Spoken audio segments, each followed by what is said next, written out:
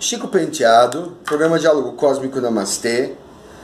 É um prazer estar aqui com vocês e hoje eu vou falar também de um tema que é e não é ufológico, tá? Assim, eu acho que a gente tem que ter umas certas bases conceituais para entender a ufologia, para entender os ETs, né? Os ETs falam muito.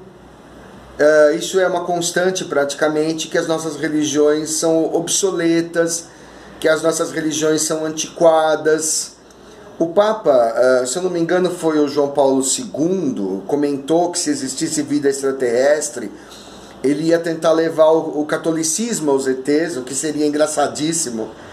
Chegar um padre lá querer ensinar para os ETs como viver, ou o que é certo, o que é errado, né? Me poupe, né? Porque as religiões humanas, né? Vamos falar um pouquinho de religião humana.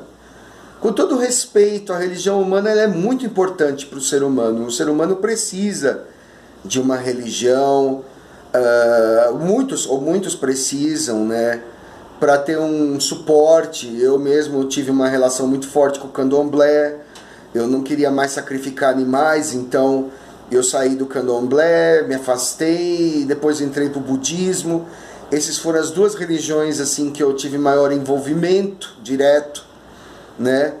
Dei lá uma piscada no espiritismo, na Umbanda, no Rosa Cruz, na Chama Violeta, lá na Eubiose, até no satanismo eu fui olhar. Mas assim, basicamente eu tive duas coisas na minha vida. Eu tive o candomblé e depois passei para o budismo por uma grande parte da minha vida, vamos dizer a maior parte da minha vida. Nunca tive atração pelo catolicismo, pelo protestantismo, pelo cristianismo. Também não achava o espiritismo legal, mas achava que tinha uma base muito cristã, que também não ia para o meu paladar, né? Mas beleza.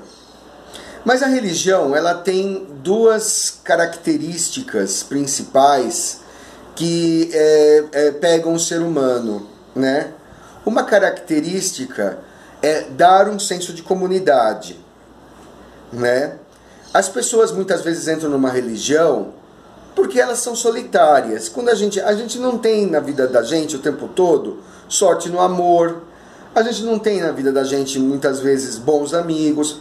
Às vezes a gente tem uma droga de uma família que era melhor não ter nada, né? Tem um emprego insatisfatório, e a religião ela vai lá e te acalenta. E isso basicamente explica o sucesso dos evangélicos, né? Quando você vai numa igreja evangélica, você é bem recebido, né? Isso aí em geral é bem recebido, né? Outro dia me falaram, eu sou gay, né? Então tinha uma igreja evangélica gay. Aí o cara falou assim: vem lá, vem aqui, irmão, porque você vai ser bem amado, você vai ser bem recebido, ninguém vai condenar a sua opção sexual aqui, ninguém vai querer curar você, muito pelo contrário, a gente é tudo gay, tudo bem, né? E aquilo me deu uma tentação enorme de ir, entendeu? Porque eu achei assim, embora eu não acredite por exemplo, eles não acreditam em reencarnação, para mim isso é um absurdo.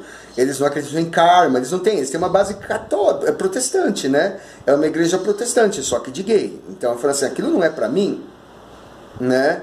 Porque filosoficamente eu não concordo com aquilo. Eu vou lá só pelo oba-oba, que tem um monte de gay lá dentro. Então eu quero conhecer um monte de gay, então eu vou numa boate, estou indo numa festa, né? Eu não quis ir, porque eu achei que eu não combinava com os meus princípios, apesar de que eu fiquei muito tentado pelo fato do desejo de ser em algum lugar ser bem recebido, né? Porque o contrário disso foi a minha experiência com o budismo, né? O budismo é uma coisa extremamente fria, né? Você chega no budismo, o cara fala assim, ó, sua almofada de onde você meditar é ali. Medita, entendeu? Toca o sino, você medita. Aí o cara fala assim, meditou bem? Meditou, tá bom, tchau, até a próxima, né? E outra coisa que eu também percebia, eu frequentei o budismo nos anos 90, né? Em 2000 e pouco, até uns 2010 mais ou menos. E naquela época, como teve uma moda em Hollywood do Richard Gere, né? Ficou muito aquela coisa de que o budismo era uma coisa para rico. Então você via chegar umas madames e serem paparicadas, entendeu? Não na casa que eu frequentava, mas em outras casas que eu fui, tibetanas e tal, eu via que assim, quando você aparentava ser rico, você era recebido diferente, entendeu? O que eu achava assim, bastante sórdido, né? Eu achava aquilo muito horrível, né? E era óbvio pra mim que assim, que eles queriam te vender um japamala de R$ 200, queria te vender um incenso de R$ 100, queria te vender um livrinho de R$ 500, uma excursão pro Tibete de R$ 10.000, entendeu? Uma excursão pra Índia de R$ 20.000, era meio assim, comércio, sabe? Eu ainda tenho às vezes uma certa impressão ruim. E tanto que o budismo cresceu muito pouco no Brasil e só cresceu mesmo entre as classes altas. Eu só vejo assim, executivo, médico, pessoa bem de vida frequentar ali, né? Quando vai um pobre também meio que incomoda, porque ele às vezes não tem uma base cultural muito boa e eles ficam meio incomodados, não tem que explicar muita coisa, porque o cara não sabe direito sobre a cultura hindu, a cultura tibetana, nananana, né? E na igreja crente, né, na igreja evangélica, seja ela a tradicional, ou no meu caso a gay, entendeu? Ou no candomblé também existe isso, gay é bem aceito, até no kardecismo eu considero bem aceito, né? Você se sente acolhido, você se sente querido, você se sente membro, você é chamado a participar de atividades comunitárias, até de caridades, de reuniões, e acaba entrando para uma família, vamos dizer, né? Então a religião trabalha muito isso daí, né? Então, assim, a religião tem essa função na nossa vida, ela não é inútil, né? E outra coisa que a religião trabalha muito é o nosso medo de ficar doente, de morrer, e principalmente o medo de morrer. A gente sabe que no Paleolítico, né, na época do Homem das Cavernas, já existiam rituais funerais, por exemplo, já se jogavam flores para os mortos, às vezes se enterrava o cachorro da pessoa, às vezes enterravam objetos da pessoa. A gente não sabe se eles sacrificavam o cachorro ou se eles esperavam o cachorro morrer, não se sabe, é difícil dizer, entendeu? Muitas vezes joias da pessoa eram enterradas juntas, né? Aqueles ossos, aqueles colares, tal, de ossos, de pedras, tal, né? Então a gente sabe que a religião ela trabalha muito o fator medo da morte. A gente vai na religião por dois motivos. Primeiro, que a gente tem medo de morrer, ou de ficar aleijado, ou de acontecer uma coisa muito ruim, e a gente reza, né, para que não aconteça. Por isso que fala assim, as pessoas só rezam para Deus quando tem medo. Claro, porque quando elas não têm medo, elas esquecem e vão curtir. Mas quando você tem medo, você naturalmente pensa em apelar para a força superior. Isso é natural, isso é instintivo, isso é assim desde tempos imemoriais, né? E a outra coisa é a formação de igreja, né, de comunidade. Algumas religiões são melhores que outras nessa parte, né? Elas são mais acolhedoras. E quanto mais acolhedora, mais sucesso. Eu tenho certeza, eu nunca fui à Universal ou à congregação, mas as pessoas dizem que se sentem muito bem lá. E esse é o motivo pelo qual elas voltam.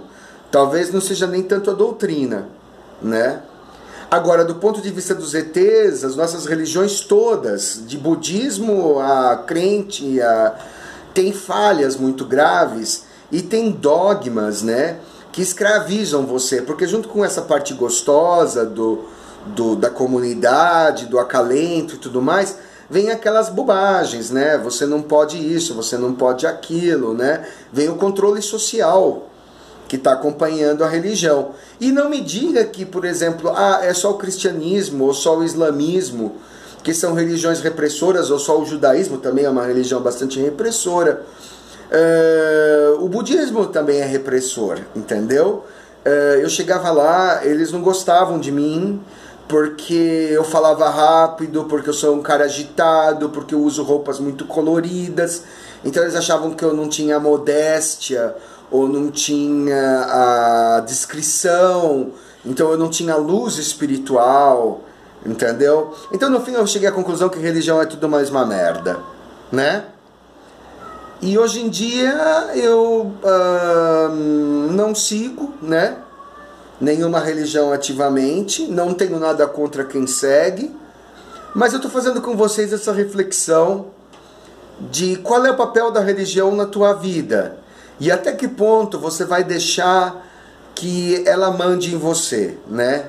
Que nem o meu amigo holandês que era vegetariano e comeu cordeiro na Páscoa porque era uma tradição protestante e ele comeu uma coisa que ele achava absolutamente impura e nojenta, né?